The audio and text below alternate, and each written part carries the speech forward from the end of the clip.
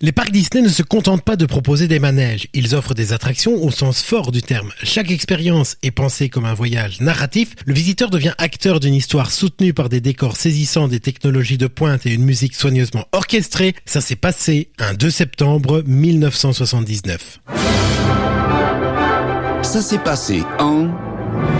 Disney dans l'histoire. Nicolas Descamps, Corinne Yerno, sur DLRP.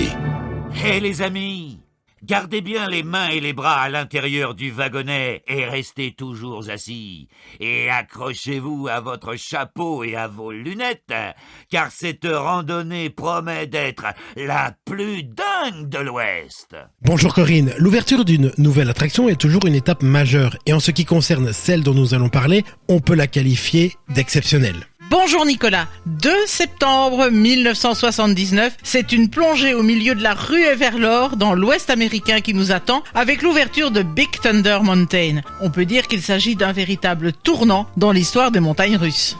Et sa première apparition, elle a lieu à Disneyland en Californie, je crois. Exactement, même si ce n'était pas sa destination première. On doit l'attraction Big Thunder Mountain Railroad au célèbre Imagineer Tony Baxter qui y travaille avec le concepteur Bill Watkins. Le projet était de répondre à une vaste ambition de Mark Davis qui avait imaginé un gigantesque pavillon sur le thème du Far West, la Western River Expedition.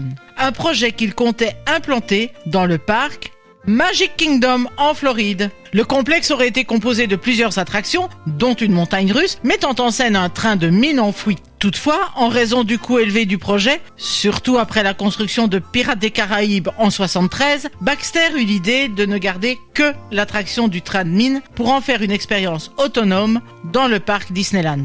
Mais le projet est mis en pause dès 1974, car un autre chantier d'envergure est en cours et demandait une mobilisation de toutes les ressources, celui de Space Mountain à Tomorrowland. Un report qui finalement sera bénéfique. Mais enfin, pour ma part, cela me semble quand même bien paradoxal. Mais avec le temps, les technologies évoluent. Et ce report a permis à Big Thunder Mountain d'être l'une des premières attractions Disney conçues à l'aide d'ordinateurs, ce qui sera un tournant dans l'ingénierie des parcs à thème. Big Thunder Mountain est donc une montagne russe. En quoi est-elle particulière ? L'attraction s'appuie donc sur le concept déjà connu des montagnes russes à rails tubulaires.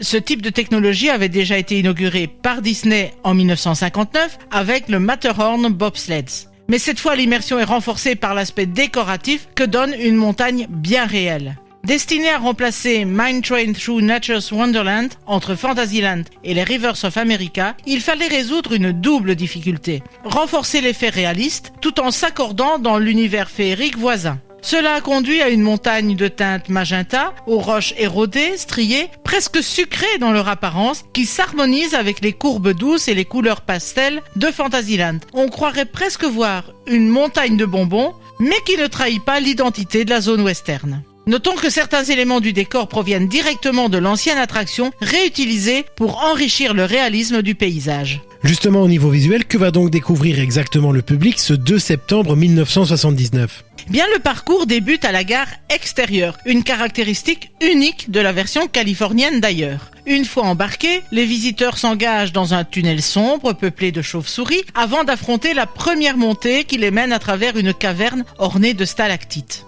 Au sommet, le train amorce une descente vers la droite, puis enchaîne virage, changement de direction, plongeant brièvement dans une grotte au son des hurlements de coyotes. Il en ressort pour attaquer la deuxième montée, marquée par la présence d'une chèvre animatronique tenant un bâton de dynamite. Une scène qui est devenue culte auprès des fans. Le train entame alors une descente en spirale, dans le sens des aiguilles d'une montre, traverse un petit canyon, puis freine en entrant dans un camp minier. Il poursuit ensuite sa route dans un dernier tunnel, amorçant la troisième montée accompagnée d'effets de fumée projetés et de simulations d'explosion, comme si la mine était en train de s'effondrer. La sortie du tunnel donne sur une descente rapide vers la rivière, puis le train traverse un court tunnel avant de serpenter entre les côtes d'un squelette de T-Rex géant. Enfin, après une dernière série de virages et de freinages, le train passe devant les bâtiments de Rainbow Ridge, un ancien décor hérité des attractions passées, avant de revenir calmement en gare. Mais enfin, il me semble que ce n'est pas exactement l'attraction que nous connaissons à Paris.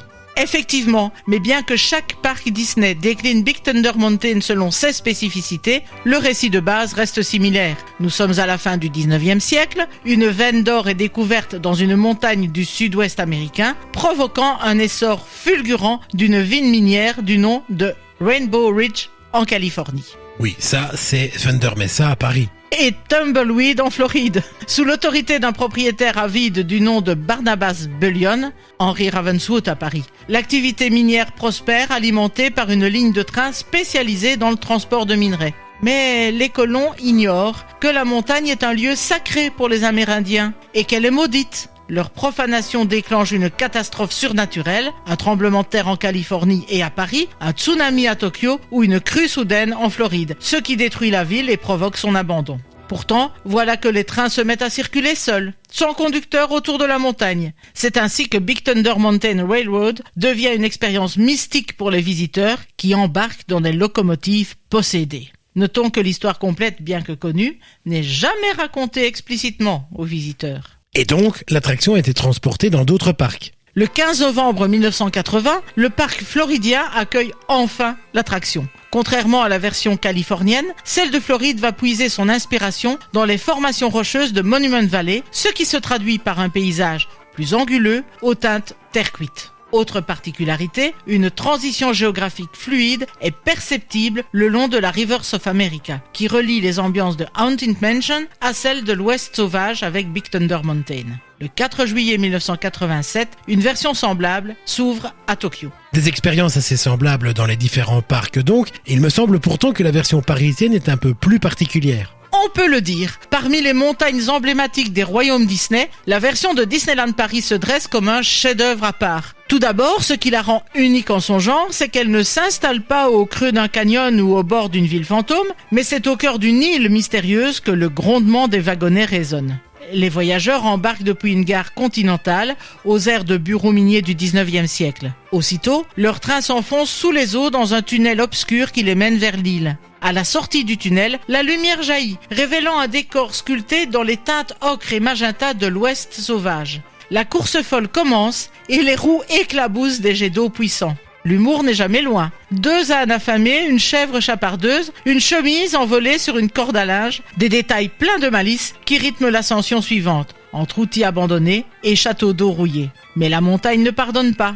Dans un tunnel menaçant, l'avertissement du dynamitage s'affiche. Le sol tremble, la fumée fuse, l'explosion est imminente. Propulsé hors de la mine, le train s'élance une dernière fois, file le long de la rivière, puis replonge dans l'obscurité, dans un second tunnel, escorté par une nuée de chauves-souris. Lorsqu'il refait surface, c'est pour retrouver la terre ferme, plus secouée qu'au départ, mais avec un sourire suspendu entre frayeur et émerveillement. Un voyage inoubliable au cœur d'une montagne où l'or et les fantômes cohabitent. Merci Corinne de nous avoir entraînés dans un récit ferroviaire, une aventure minière hantée. Je vous rappelle que vous pouvez retrouver cet épisode ainsi que tous les autres sur notre radio sur dlrp.fr et en vous abonnant à notre podcast sur votre plateforme favorite. En tout cas, ça s'est passé un 2 septembre 1979. À bientôt Corinne. À bientôt Nicolas.